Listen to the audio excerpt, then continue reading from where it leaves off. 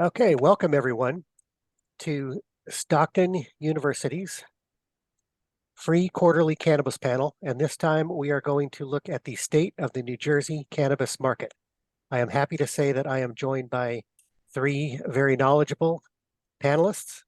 And what we're going to do is when we kick this off, when a panelist gets their first question, they will briefly introduce themselves and then they'll respond to the question. Obviously, if the other panelists have anything that will help to clarify the question or something they'd like to add, always welcome. So we are going to kick it off. About 2 weeks ago, we heard some very interesting news that it looks like the HHS, along with other governmental agencies, are put through a recommendation to reschedule cannabis from a Schedule 1 substance to a Schedule 3 substance. So Mike McQueenie, let's start with you. What is the possibility or probability that this will happen, and what does it mean to a cannabis operator?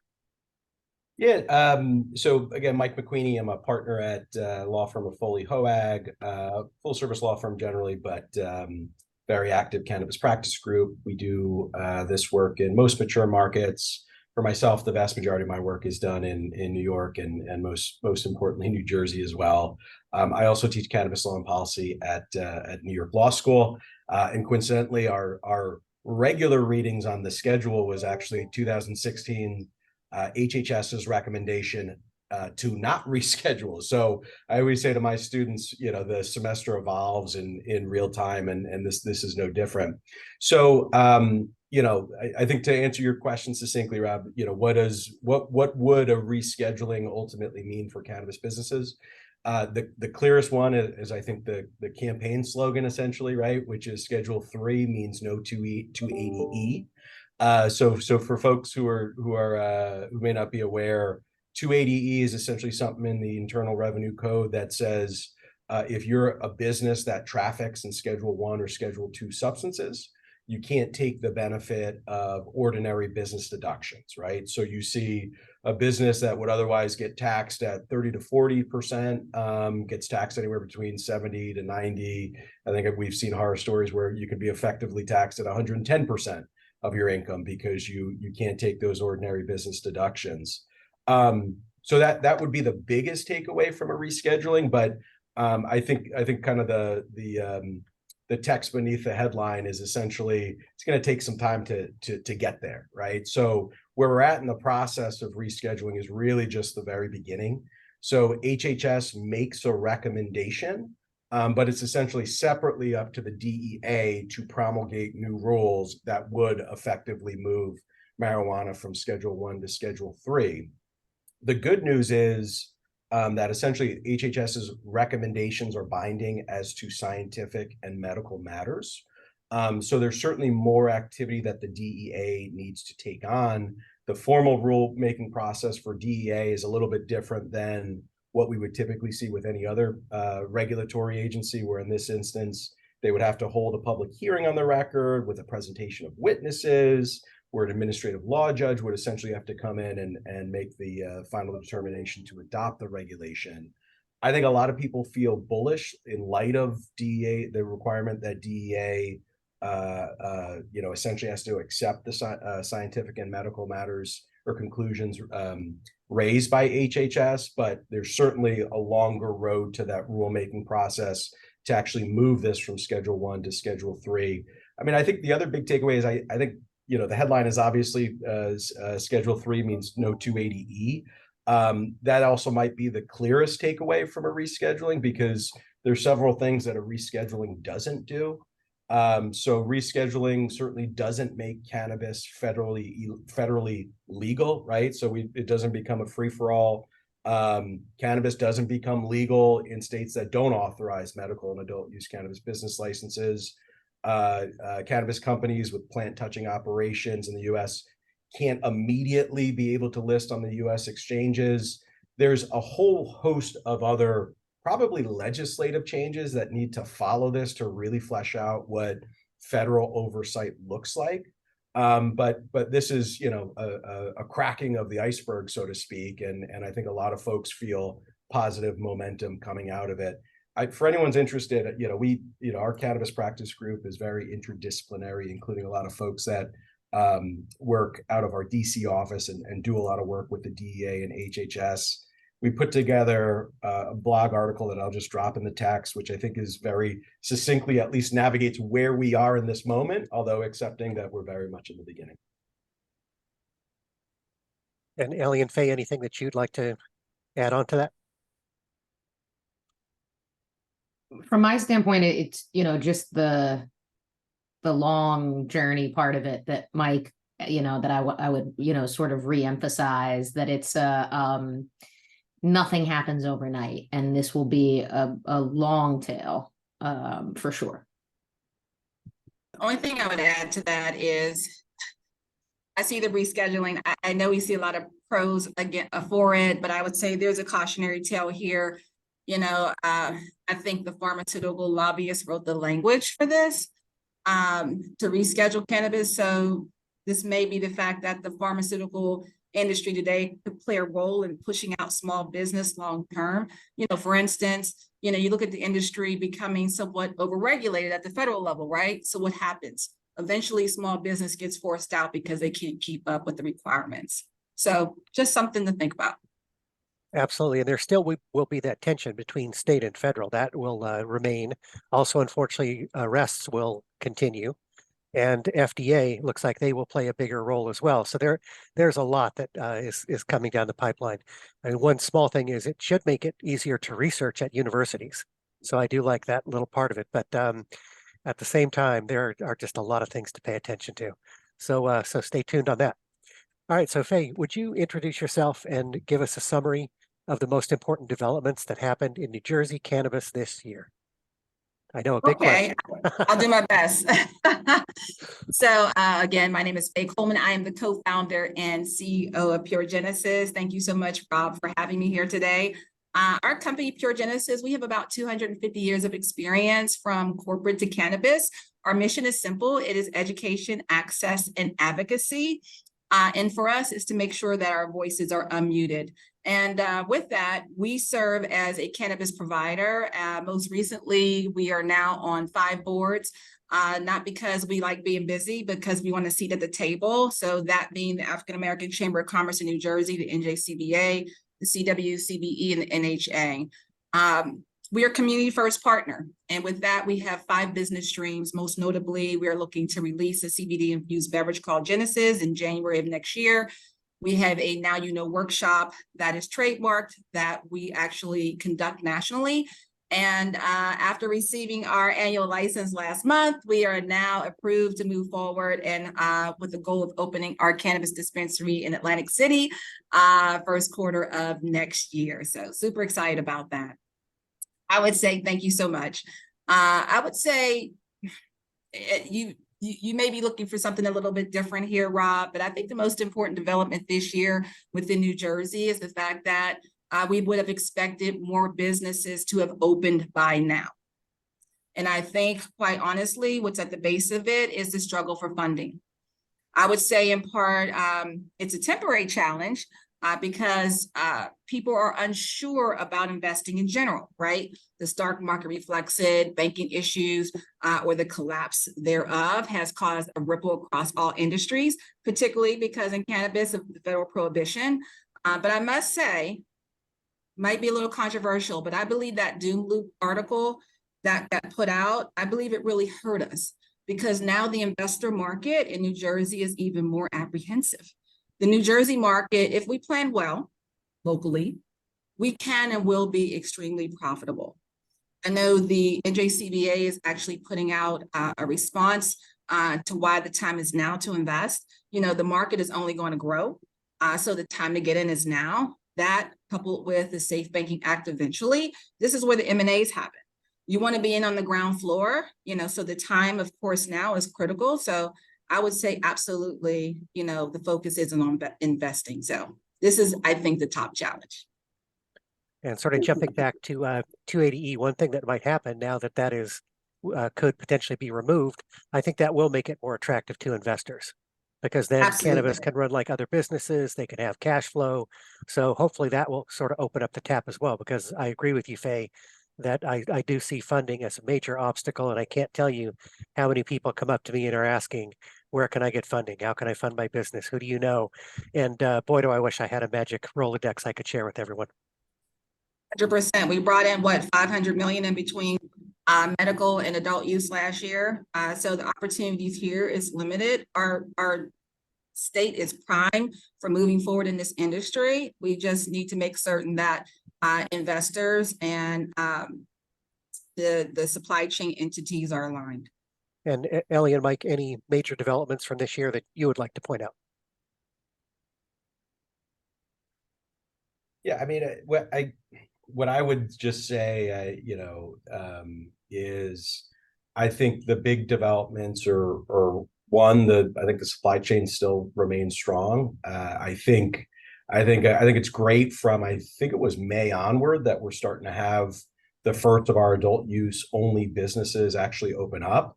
I was excited to see that as of the last week or the week before that, the first adult use only cultivator had their license actually issued by the Cannabis Regulatory Commission. So, I mean, I still think we're in that interim phase of the market's trying to get its legs underneath it. I think candidly, the Cannabis Regulatory Commission is also trying to get its legs underneath it. And I think that's part of what this market needs to see moving forward is kind of expectations on timelines and deliveries. I mean, I'm sure as Faye knows better than most, having, being at the tail end of this process, like one of the most difficult things to say to investors is, what is my timeline to full licensure, right? You don't necessarily know how long you're going to be sitting in that application queue. You don't necessarily know, depending on the day, you might get a cure letter that makes candidly little to no sense, but that necessarily pauses you in the process. Once you're out of the application process, you're in that compliance phase where, or even the investigatory phase, how long is it going to take for you to get through that process before you can get on a board vote? Tough line of sight figuring out what even gets you on a board agenda to get that vote. Then you're on the compliance side, and how long does it actually take to get open? I mean, so there are all these things where I think investors in particular have a tough time, hearing from businesses saying, oh, well, the CRC doesn't have a defined timeline for this, that, or the other thing. And I think that's part of what scares investors at times. So I think seeing more licenses roll out and having that sample size of experience is going to give investors a better vantage point to say, okay, well, now I know a little bit better what that experience is. I think the other big thing, just on the point of investors, is like, remember, I think a lot of investors are also scared away with the cautionary tales of what happened in other states like Michigan and Massachusetts, where there was substantial investment into large scale cultivation and even multi location retail, only for that market to really tank, right? Tank from a price perspective, right? So some of this is what's going on in New Jersey, and I think other elements are what are the bad parts that have happened in other states that have scared investors. But to the global point, I think if these businesses become more profitable with 280E going away and things like that, I mean, I think it's several different pieces that align for the future, and we're starting to see that future play out. Okay, Ellie, this next question is for you. So one very big development that came about recently is the announcement of 3 new license classes, and the applications will be opening soon, end of September, by the way. And those classes are distribution, warehousing, or what I call wholesaling sometimes, and also delivery. So Ellie, would you give us a quick rundown on each of those 3 classes? Yeah, so very exciting, by the way, that these are finally, on the horizon, have a date assigned to them. It's very interesting to see them staggered in comparison to the other windows for licenses in New Jersey. That was something that has been sorted out by the commissioners kind of over time. And now the way that it does stand is that September 27th, as you mentioned, Rob, the 3 license classes, wholesale, distribution, and delivery, open, but they only open for those who are qualified social equity applicants. So that's the main caveat to note about these 3 licenses opening, is that the staggering of the window relates to qualification. on December 27th, which is 90 days thereafter, they will be opening these same license classes for diversely owned businesses while still accepting for social equity. So it's not that the social equity closes, it's that they add these other groups. And then March 27th, 2024, wide open, everyone can apply. And so that's, how the timing of the window opening will fall. I think it's very, very relevant, obviously, based on, category of applicant, what your timing will be, being ready for the starting gun, as it were, that, you're able to submit ready the opening of the window for whichever timeline you can go after. And then just to talk a little bit about these three license classes, wholesale, distribution, and delivery, quickly, and I can go into more or less detail as people find it relevant and interesting. Like Rob said, these classes of licenses are, some people call them different things because they appear to people to be different things or serving different purposes in the market. And it's hard to envision exactly how they will shake out and what each of the roles for each of these license classes will actually be once you have a more mature market, a bit more saturated. To Mike's point, we're at a sort of interim early phase here where we don't really see the full mature market churning yet to understand how each of these license types exactly will fit in. But that said, this is sort of the high level perspective for now on what we believe will be the roles. So it's almost like wholesale and distribution are on a separate level. They can't be cross-held. They can't, there's just things about them that make them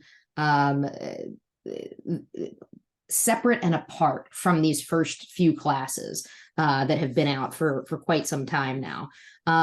First of all, the class 3 license is allowed to perform all activities of the class 4 license. But for those who want to specialize in just delivery of products in bulk, wholesale, intrastate, the CRC has this class 4 distribution license.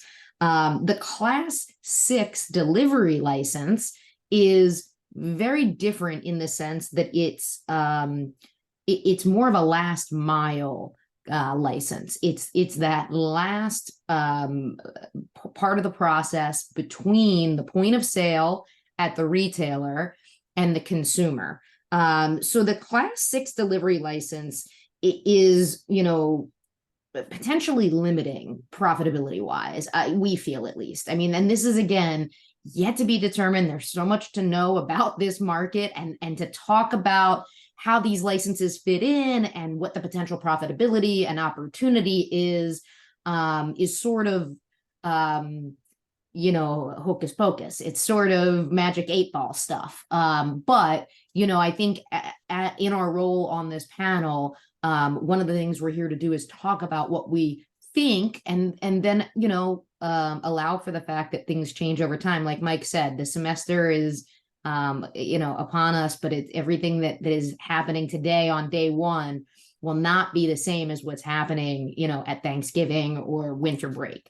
So from that standpoint, let's just accept that as these licenses roll out, the windows become open, that things will change, and our understanding of how it all fits together will change somewhat.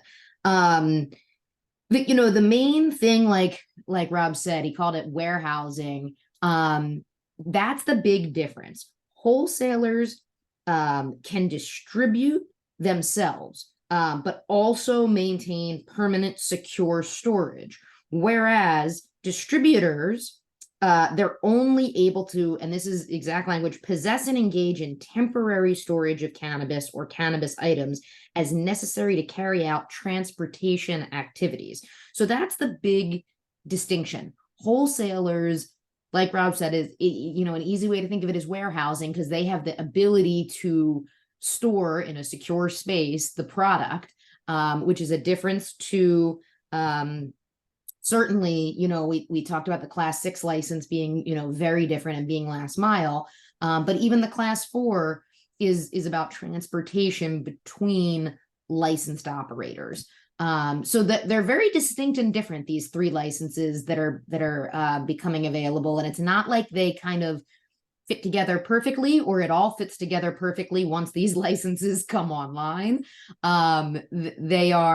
They've just been staggered in the way that I think the regulators feel was best to develop a responsible, relatively controllable market in terms of price and supply and the various factors that they're trying to, pull the levers on to make this market develop in a healthy way.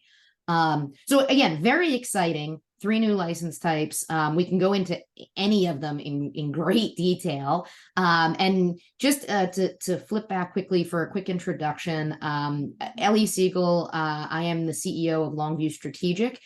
Our role is to explain these things to both people, entrepreneurs that want to go after licenses, and municipal stakeholders that are trying to understand, what is this, and do I want it in my town? And especially on behalf of our clients, who often are entrepreneurs who want to do this in a town and need to convince the municipal stakeholders through education, that these things are appropriate and will be good, responsible businesses and also generate tax revenue.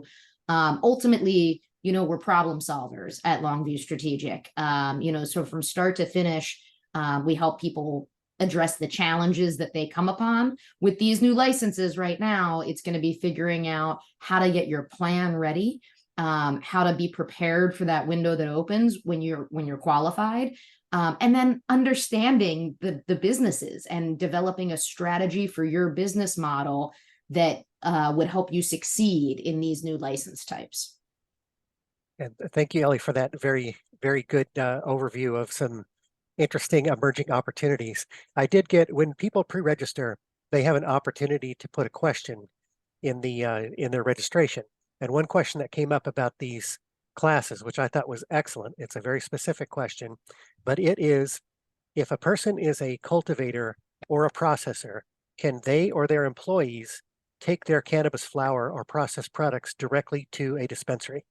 So if I'm a grower, can I harvest my product and can I take it to a dispensary? Or do I have to use distribution and or warehousing?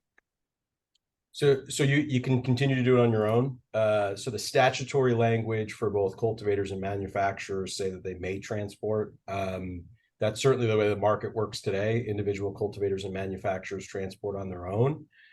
The way I think about the future, so I think the resulting question of that is like, oh, well, what's the practicality of the license then if folks can just continue with the status quo? I think this goes to the point of new licenses coming on board, right? I certainly have clients that are micro cultivators or micro manufacturers who obviously have that limitation that they can only have 10 employees, right? And that includes part-time employees, right? So there may be folks who say, I don't want to lose an employee or two driving around statewide, once a week, twice a week, whatever they're doing on that. And I want to outsource this to somebody else, or as the number of licensed wholesalers and distributors prove to be efficient and the like, maybe there's just a value to individual cultivators and manufacturers that says, why, I get to get back more time from a logistics standpoint, an employee standpoint, and otherwise. To Ellie's point, I think this is one of the reasons that they delayed the implementation of these logistics licenses, because they wanted to make sure that there was really enough opportunities to do that, right? And even if there's not more cultivators or manufacturers, right, where we've seen certainly a delay from a timing perspective, if we end up having 100 different dispensaries around the state, right, individual cultivators or manufacturers may not have the ability to be out and getting on all those shelves, which is certainly the end goal of a lot of these cultivators and manufacturers. And another follow-up question I have for you is, among these 3 license classes, which one do you think has the most potential and why? And this is for anyone. So this is that magic 8-ball stuff, and I'm happy to take a stab at it, but just with that caveat, sort of disclaimer that there's so little we can know at this point about how the bottleneck will work, where the bottleneck will exist in the supply chain exactly. What Mike just mentioned is really important, whether folks will choose to use some of these options. They don't have to. And so it's not a forced structure from the regulators that really tells us where exactly the profits, will fall. That said, I mentioned, I think the class 6 can be challenging profitability wise. And you'd have to be, I think, really ready to contend through software and a system that it really leverages certain core competencies that don't necessarily have anything to do with delivery or being a last mile kind of service provider. I think for between distribution and wholesale, I tend to feel more strongly that because the class 3 essentially allows you to do everything you could do in a class 4, the class 3 would be more flexible and allow you to have more opportunity for profitability. So that's in comparison to each other, that's how I would describe it. I would agree with Ellie. I would definitely say class 3, because let's face it, they have the most SKUs, right? The most, stock keeping units, right? Individual items that are unique. And that is going to also be the most complex part of the business as well. So, part of it's going to be state regulation. What can you do? What can you not do? So you have to pay careful attention to that. And do your business plan very conservatively and make certain that you can set up for success, as Ellie said, from a technology standpoint. A lot of these businesses are not faring well because they lack tech savvy or the capital to put in the tech that's required. So that's a huge, significant piece of it. Also, the compliance issues. And part of that is a state issue also in terms of how do we make certain we monitor and continue to regulate. Some of that's going to be self-regulating. That's not a good thing. And then, keeping your team safe at all levels within the supply chain. Those are all opportunities that all require capital. So that's one thing to look at. And the delivery side, I would say, as you look at that, I'm specifically interested because I'm on, of course, the retail side, and we have delivery capability. So part of that's going to be, are your delivery models set up accordingly based on regulation? Are you regional, or do you have a radius in terms of how you're going to deliver? And have you made certain that you can mitigate some of the issues that I had just addressed? All of those things will be significant if you're not aware. And I think a lot of it's going to depend on the year. As Ellie said, if you've got a more mature market, you may be significantly more successful as you look at wholesale and distribution and actually delivery. And at the same time, in a new market, those areas are not going to be so significant in terms of your profitability early on. So, but as you're doing that, you could be getting your structure set up, taking on new business and making certain you're refining your business so that you're ready for the onset of that mature market as it hits you. So, those are definite opportunities. I think they're all profitable, but I think you've got to do your homework. I would agree. And I think one area I'm intrigued with is delivery. But my big caveat is I think you have to have the exact right location. And the exact right location is you have a dispensary, you have product, and you are bordered by cannabis deserts. So if you're in some place like Atlantic City where all the shore towns have opted out, people in the shore towns, they're still using product. They're still going to need it. They'll want it delivered there while they're on vacation and all that. So I'm very curious to see how that's going to. I don't think anybody at the shore is going to. You know what? I think it's crazy that none of the shore towns want to opt in. I find it amazing, Rob. I totally agree with you.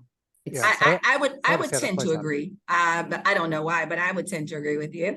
But I would say, within the state wholly in and of itself, I think it is somewhat regional. But, some people, there's a lot of conversation out there. I think I heard you mention it somewhat a little bit, Ellie, earlier, that said that delivery can't be profitable.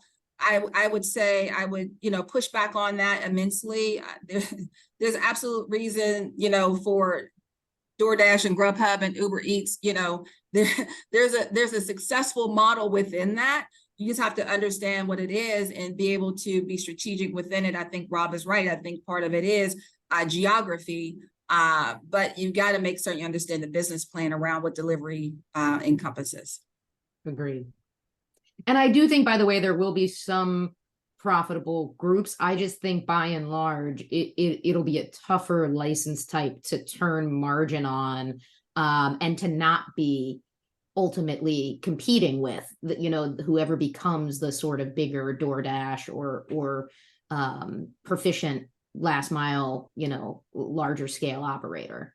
Absolutely. Yeah, good point. So this question is for Mike, totally different topic.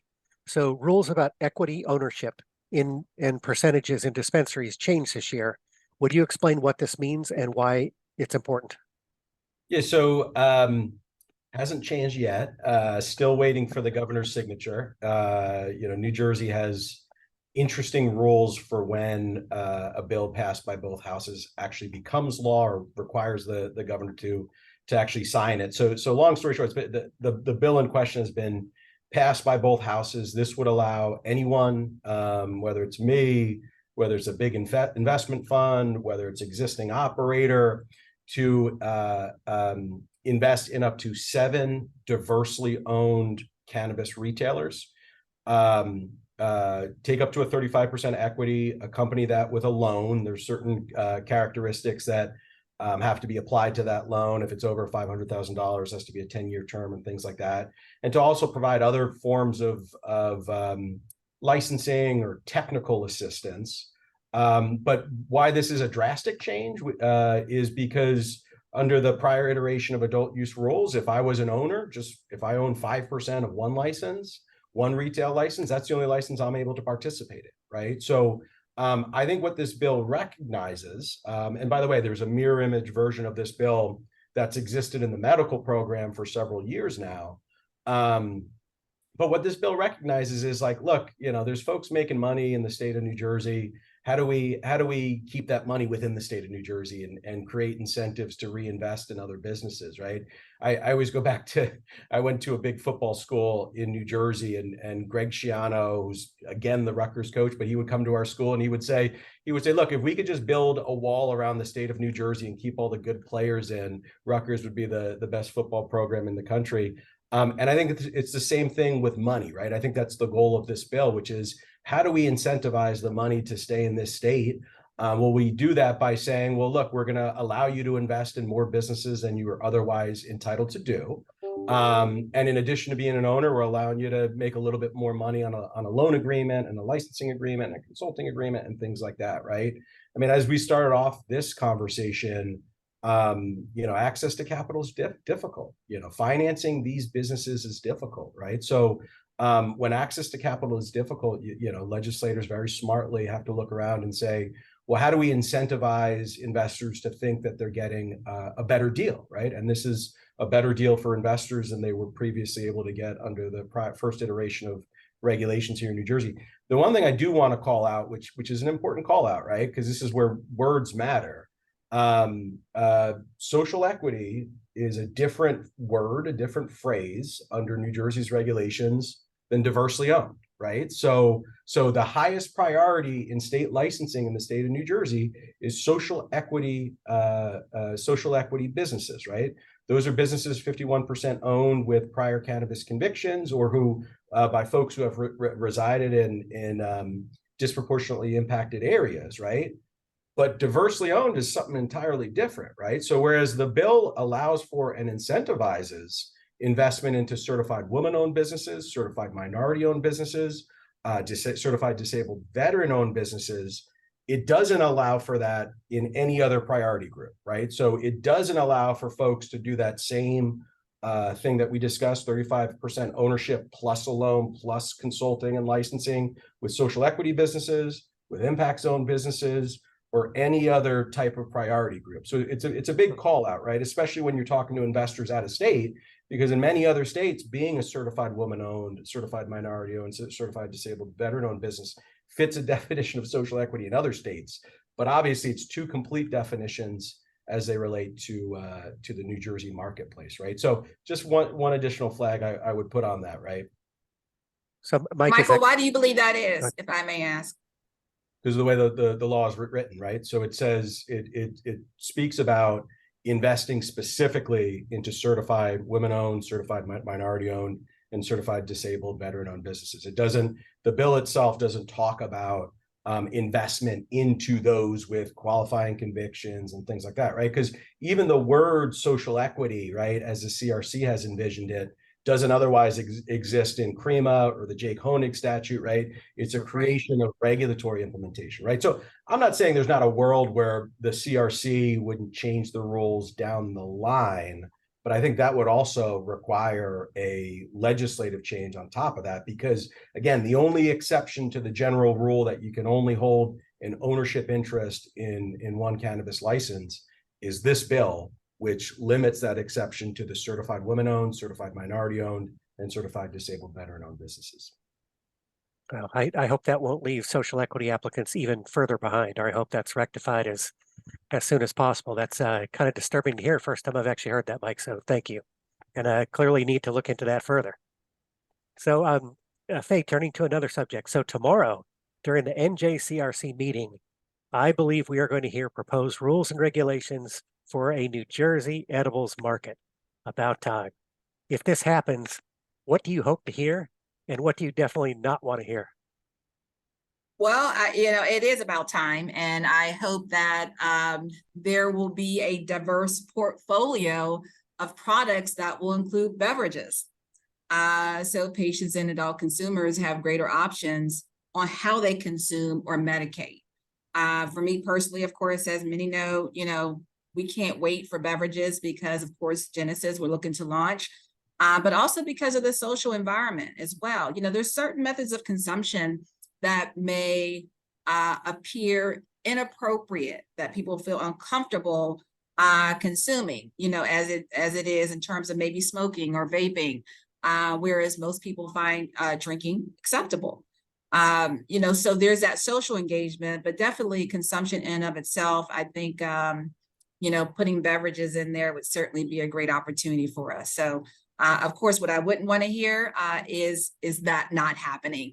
Absolutely, of course, or just not the progress that we're expecting within this area. Ellie and Mike, anything to add on what you hope to hear about edibles tomorrow and what you don't want to hear? I agree with Faye, just diversity of modality and product. And what I don't want to hear is that it's such a long, burdensome process for the various agencies to get on the same page as it relates to edibles. Only because that's been, I guess, what at one time may have been an acceptable reason to kick the can and get everyone on the same page. But I do think that it's sort of like the time has come now, and that there shouldn't be. I would not like to hear about more delay because of administrative, aspects of this that need to play out. Look, I think someone raised earlier the specter of over-regulation. The one thing I'll say is, and for anyone who's looked at the regulations as they exist today on ingestible products under the CRC's own rules, it's wide enough you could drive a bus through, right? The regulations themselves talk about permitted forms, which include ingestible forms and include but not limited to, and goes through an enumerated list. I think edibles are already authorized under the rules that are adopted under the CRC. I share Ellie's frustration with the concern that there's more delays in this, right? Because one of the things that I'll say, and I see some members of the Coalition for Medical Marijuana on this call, the one thing that we've heard from patients again and again and again and again is the request that there be broader forms of products, right? And beverages are one of them, right? Not everyone, because of health conditions or otherwise, can smoke, right? Not everyone can take a gummy or a lozenge. Like, you know, again, unless there's concerns about, you know, harm or safety or stability concerns with these products, I think these rules are already allow for edible products. I think the marketplace clamors for it. I have clients in New York who are operational dispensaries. I work in New York. One of my favorite things to get there are, in fact, beverages for the same exact reason that Faye said, right? When I'm sitting around my backyard in the summer, I can crack a beer or I can crack a low dose THC beverage, and I don't regret the THC beverage. I usually regret the beer. So I agree. I mean, I think one of the things that this marketplace needs, both for individual new retailers and the marketplace as a whole, is additional products that pique the interest of consumers, right? And I think the entry consumer, the person who, you know, isn't the cannabis advocate or the regular cannabis consumer, is looking for something easy that they can put in the back of their cupboard or the back of their fridge. I think increased edibles and especially as it relates to beverages, are part of that. And you know, I do have this concern of over regulation, right? Like, we don't need regulations that spell out the color of every nail in every single building being built, right? And I get a little bit concerned that you know, even requiring regulations in the first instance for these edible products, when you already have a broad authorization in the regs, is a little bit of that over regulation that I'm concerned about. Yeah, any way you look at it, it's going to be exciting tomorrow. One thing I will be looking at is the potency limits, and to see whether they have increased potency for medical patients. Because I do think on the adult use side, we're going to see very similar regs to what is in other states, which is a single serving at 10 milligrams and a full serving at 100 milligrams. So if you have a chocolate bar, it can be broken up into 10 pieces. Whole package is 100 milligrams. Each little piece is 10. I think we'll get something like that. I'll also be curious to see if they designate fast delivery edibles or fast acting edibles, and usually beverages fit in that category, as a kind of a separate category needing a separate label, or if it all goes in one. So we shall see. So Ellie and Mike, since you both deal with a large number of diverse applicants that are trying to get in the business, have you noticed anything about who is trying to get a license? That's a good question. And I had gave it you know, some you know, consideration from a couple different angles, you know, in terms of the whether it's about capital or whether it's about more scale, more people pursuing smaller scale. It's a tough question, because it feels in the rolling application window like, to me anyway, to a great extent, not much has changed. It's just about, it's not about the demographic or even goals of those that are applying. It's just about the environment having changed around them in the time since the window opened. And so I would say, are people looking for, you know, smaller warehouses because capital is less available? Yes. I don't think that's necessarily because, though, they are smaller scale operators, or that I can extrapolate that kind of, you know, outcome for you to say, you know, that's what I'm seeing more of. But I'm seeing, I would say, an even amount of interest. It really hasn't trailed off yet in New Jersey. I think Faye said sort of, you know, the everything is still developing here. This is still a very strong market. I think that's all true. I do think, you know, that article sort of tended to make people a little worried about the New Jersey market. So I think those with less capital, and before that article, but I think certainly since, I think if they're waiting to get capital in order to apply, they'll be on the bench for a really long time. And I think, you know, that's kind of the difference today between before the windows had ever opened. I think people kind of ran at the conditional, And now I think the people that are coming forward tend to have some plan to get to the scale that they envision, understanding the threats, and weaknesses that exist in the market today, if that makes sense. Whereas at the opening of the window, people were just unabashed, ready to go. I think, they're probably, I think that's fair to say, people are more cautious today. I would completely agree, and to kind of break that down differently, right? I think December 2021, not that long ago, but I'll at least remind folks, right? Like we had a statutory and regulatory cap of 37 total cultivators, right? So there was a perception at that time that folks needed to run towards a finite number of licenses and get to the finish line first. That was just with cultivators, right? Whereas with retailers, I think folks knew that they could take their time, that everything was dependent on site control and local approval. So like there was a rush on March 15th when that application period opened up, but there was a lot of other folks just saying like, whether I get this in March or August or even beyond that, if I have site control and local approval, what's my rush? I would say I think the big difference, even folks that applied in December but have gotten approvals over the last 6 months to a year, is this concept of how big they want to be, especially on the cultivator side. I think December 2021, especially in light of that perception of a limited cultivation number, folks said, "Oh, I want to apply for 150,000 square foot facility, and I want to be the biggest and the best." Whereas I think now people are looking at it, and especially looking at the way prices tanked in Michigan and Massachusetts, and they say, well, look, maybe 10,000 square feet is more right. Maybe 20,000 square feet is more right. Because especially on the investor side, I mean, a lot of investors got burned in Massachusetts and Michigan, so they want to be a little bit more conservative in that way.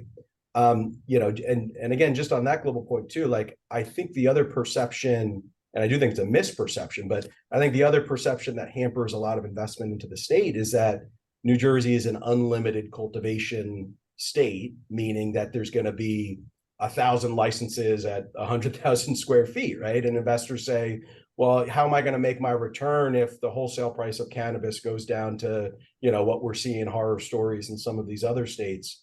I certainly don't think that's the case, right? Because municipal approvals on cultivators, remain at kind of an unspecified number. But I think that's what scared away a little bit investors as well. I think that sentiment among investors is starting to change, of saying, oh, well, maybe now I understand better, because whereas originally I got approached by 1,000 different conditional licenses and all of them have fallen by the wayside because they haven't gotten local site control or local approval. I think investors are starting to learn that even though there's not a state limit on the total number of licenses, there is a de facto local limit that kind of hedges what the investment risk is. But I think all of that has been kind of the learning curve for investors in particular, which in turn translates into how many of these applicants, conditional or otherwise, end up getting to the finish line of full licensure. I would agree with both of that. I just would add that, the headwinds for me and what I'm seeing is I'm still pushing for in full investment on our property, is that a lot of investors are shying, as Michael had shared, they're shying away from cultivation just because they are seeing what's happening nationally. So they're pushing more funds on the retail end, and it's creating a problem. Right, because now we're starting to see a lot of investment shift gears on the retail side, back on cultivation side. So there's a demand opportunity here that's going to be significant and real, probably going into 24 and then rolling into 25. So I think there's a slowdown on the cultivation side. There's going to be a speed up on the retail, and we're going to find ourselves in a little bit more of a challenge.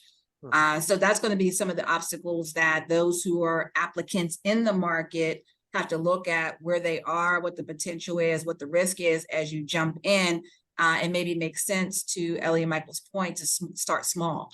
so that you can insulate yourself somewhat, because then you also have challenges, of course, as we talk about capital, but also municipality approval. That continues to be an issue that we have to address. And I don't know, the CRC doesn't really have any ways of influencing or enforcing municipalities to jump in. But certainly that is causing a lot of angst, as is real estate availability. And then, of course, just obtaining a license. And I think it may have been Ellie earlier that talked about the time lag in terms of when you apply to when you get that license can be quite significant. I know it was for us.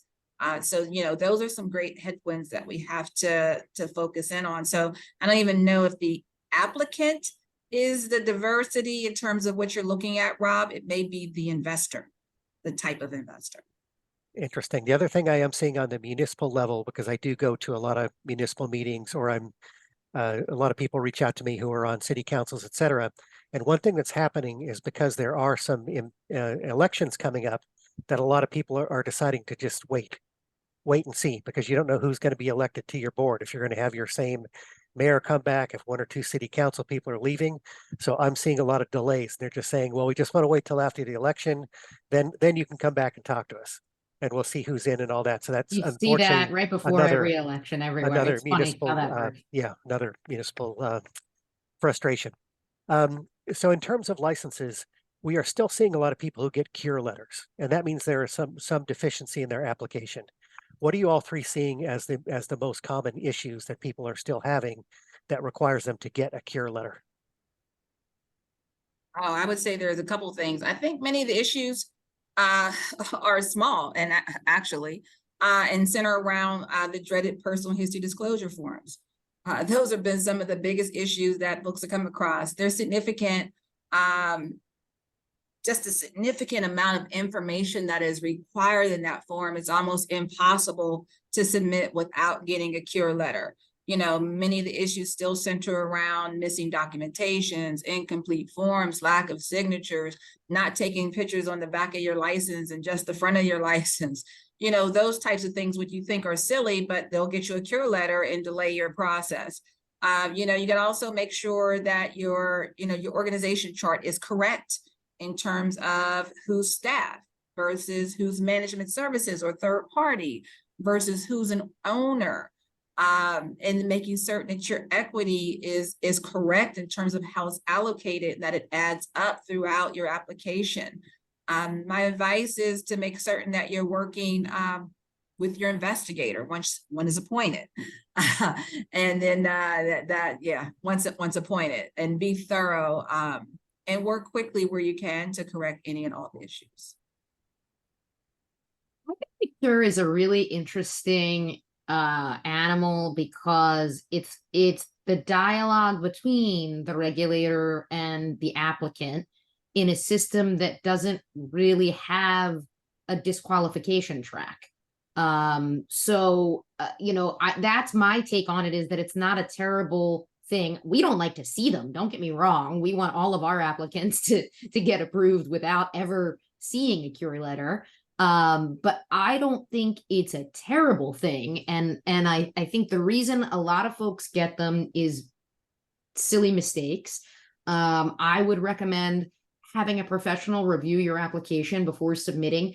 Even if you can write the whole thing yourself, fantastic. The scope of a professional's work can be limited to being another set of eyes to go over everything with a fine-tooth comb to potentially avoid a cure, which the cures used to take longer. It used to put you in a cure line that then was sort of like an unknown delay.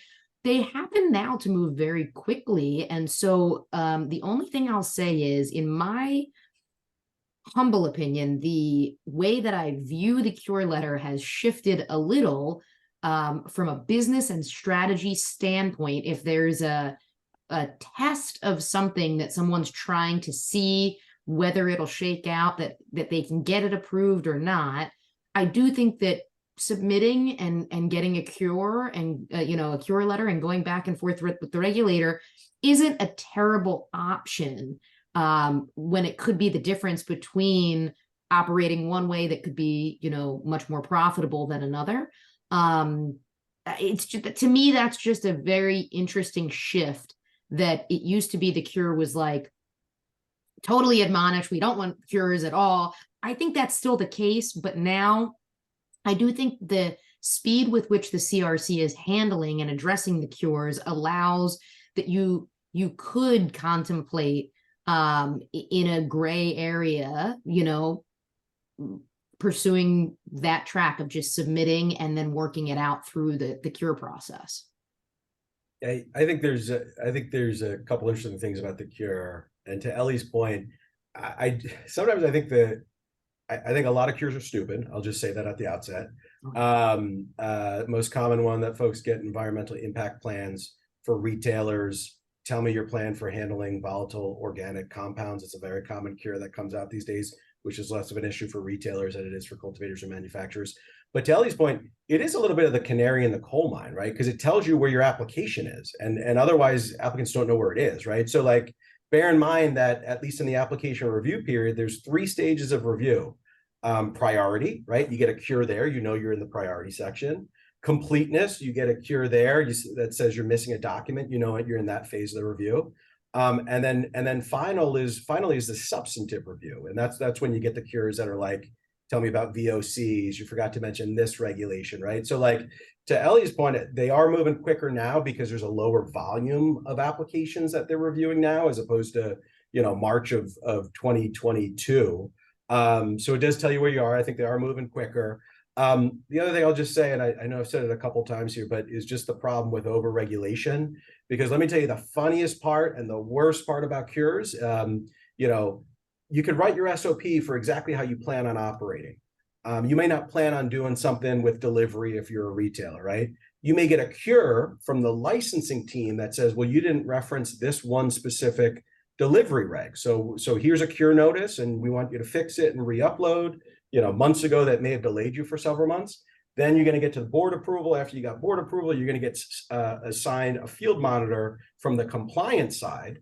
That compliance individual, that field monitor individual, is going to review your SOPs again. And they're going to say, hey, are you doing delivery? And you're going to say no. And they're going to say, all right, well, I want you to remove that from your SOP then, right? So it's like, again, 2 different branches of the same agency that may not be talking to one another, that require you on the one hand to be delayed so that you can add a piece of information, and on the back end be delayed just so that you can remove it again, right? And again, growing agency, they're learning, and this isn't a knock on licensing or compliance, because they have great staff who are working extremely hard under difficult conditions. But like, how do we streamline that a little bit better, right? Because every month delay, the retailer, the cultivator, the manufacturer is probably paying additional fees on their site control or otherwise. So like, how do we streamline this to reduce the delay costs to these individual operators? I would absolutely agree with that, Michael, because being on this side of the coin, it actually took us 15 months to get our annual license. Okay, let's put it out there plain and clear. And that's with a nationally known application writer. Let's be clear. So, you know, we can surmise all we want about, you know, where we're at today, but you're absolutely correct. The clock is ticking. Budgets are being invested and wasted while we sit aside and watch the application process be drawn out in terms of getting to that final stage. So yes, I appreciate the fact that we're speeding up now. It doesn't help the fact that, you know, we're 15 months in terms of when it's actually happened. So all those things, you know, in terms of advice around working with your investigator and all those things to speed up the process, absolutely need to do. But it's serious business right now, because as I shared early on, capital is first and foremost while we're not opening. But at the same time, application or license approval is right after that. You know, both of them are a challenge on the financial side. So we do need to streamline some of these regulations around the process so that we can be more efficient in getting open, so that we can have that mature business that we are fast awaiting. Yeah, such excellent points. And Mike, I'm glad you brought up the topic of compliance, because one thing that I'm seeing amongst cannabis operators is that they are either unaware of, or they are not following the compliance rule that their employees take a cannabis handlers course. So I'm not sure if all of you knew that, but within 90 days of an employee being badged, who's a cannabis, who touches the plant, so that is cultivation, processing, and delivery, they are supposed to take a state required course that covers 8 points. Things like the history of cannabis, history of prohibition, how it's used medically, contraindications, labeling, etc. They spell out these 8 points. So my question for Mike and Ellie is, how are you telling your folks to complete this requirement? And Faye, how do you plan to address this requirement? Well, I mean, so there's definitely some folks that clients of mine work with who partner with some of these education training programs. I think other folks end up doing it in-house. So there's a couple different ways and options to do it. I mean, look, it's definitely important. I mean, back to the point on SOPs, right? SOPs, are not just something we put in for the application and go from there. If your employees don't know, the background of what goes into those SOPs and the why, you're just, you're going to be, next thing you know, you're going to get a letter of a notice of violation and be paying fees, right? So training is super important, and there's a couple different good avenues out there. Certainly not enough yet, but certainly some good avenues there. Yeah. Ellie, Faye, anything on that? I would just say, I think it's important as our company to ensure consistency with operating in a best-in-class manner. And that comes in part by making certain we follow through on all state required courses. We're going to look at the requirements in terms of time required for the course and what we are going to learn from that. And then based on that, pre-opening, we're going to have our entire team as new employees take the course. Because this is an area where we all have to get educated, right? There's some consistency in terms of the benchmark, what the baseline of education should look like. Then following grand opening, all of our new employees will be required to take the course as a part of their onboarding process. Very good. Always organized. I have to say, going to dispensaries, you definitely see such a level in training. Some of the frontline workers, the bud tenders, are so good and so knowledgeable. Others, unfortunately, are just learning how to run a cash register. So it does concern me that we definitely need at least a minimum level of training, like they do in Illinois and Massachusetts. They do have a required bud tender course that they take there, and if you've been in those states, those bud tenders are generally a little more knowledgeable than what you're going to find in other places. So unfortunately, kind of coming up among time or finishing our time here, but the last question I would like each one of you to answer is, overall, how do you think the New Jersey cannabis market is unfolding? And are you excited or worried about the future, and why? Yeah, I mean, I'd like to see, again, I'd like to see the process streamlined across the board, right? I mean, we've spent a lot of time talking about the application process. Once a business is open and operational, I'd like to see streamlined product approvals. I'd like to see streamlined changes to even just changes to the facility modifications and stuff like that. I mean, we're talking about the life cycle, and obviously we have a limited number of licenses that are open and operational now, but like, how do we streamline things to make it more efficient, make it more effective, and make the job of businesses easier to do what they do best, which is, innovate, make new products and the like. I think statewide, I mean, I'm glad to see that over the last couple months, we've seen more adult use only licenses get open and operational. I don't think it's enough yet, right? I mean, I think the way to expand certainly tax revenue and otherwise is to have more entry points. Would like to see more adult use only cultivators get off the ground, even medical only cultivators get off the ground. I mean, of the last medical round that we had approvals from, I think only 2 of those 14 cultivators have opened to this point, right? Which speaks to the global point that it's hard to raise money for cultivation. My hope over the fall is that we see a handful of new adult use only cultivators get off the ground. But I think unfortunately for the time being, we're still in that trickle phase. So it'd be, I'm looking forward to what when we can get to more products, more licenses, more entry points and the like. I'll keep it pretty brief because I know folks are probably past their time here, but I am excited. I think it would be naive to assume that some of the standard market trends, won't play out here. I think we have to assume that they will.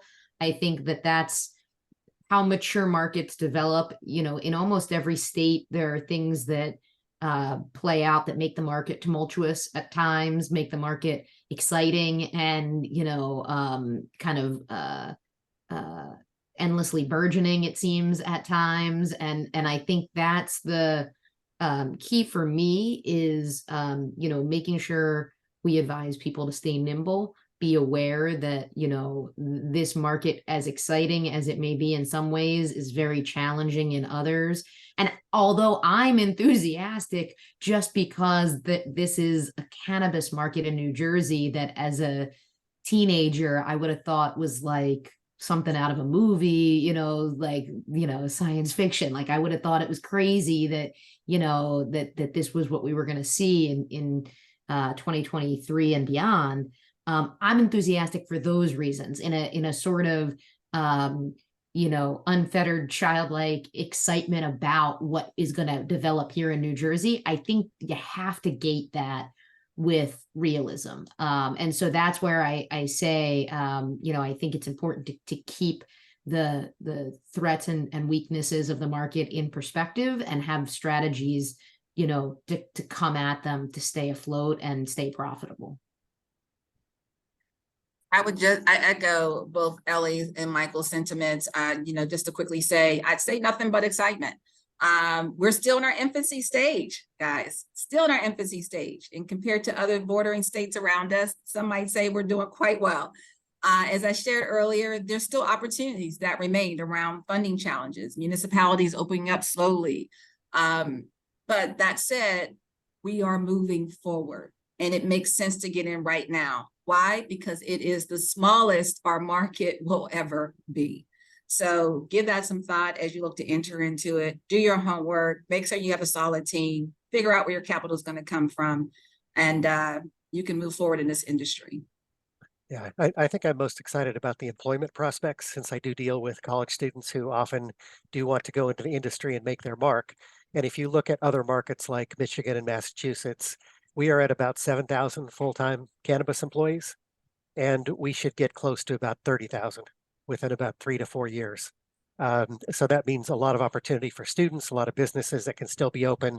And let's not forget all the support industries, which actually there's more support industries for cannabis than there are full-time cannabis employees. So the opportunities are still there, still very excited about it. I think I kind of have to be, because like all of you put a lot of sweat and tears into this, and boy, you just want to see it come to fruition in the right way, in an equitable way. I would like to sincerely thank Mike McQueenie, Ellie Siegel, Faye Coleman for joining me today. Such excellent panelists. Thank you, Stockton University, for continuing to support cannabis education and our quarterly free education panels. Everyone have a wonderful fall, and I'm sure I'll see you at a number of events. Take care. Thanks, Rob. Thanks for having us, Rob. Thank you. Thank you. Thank you.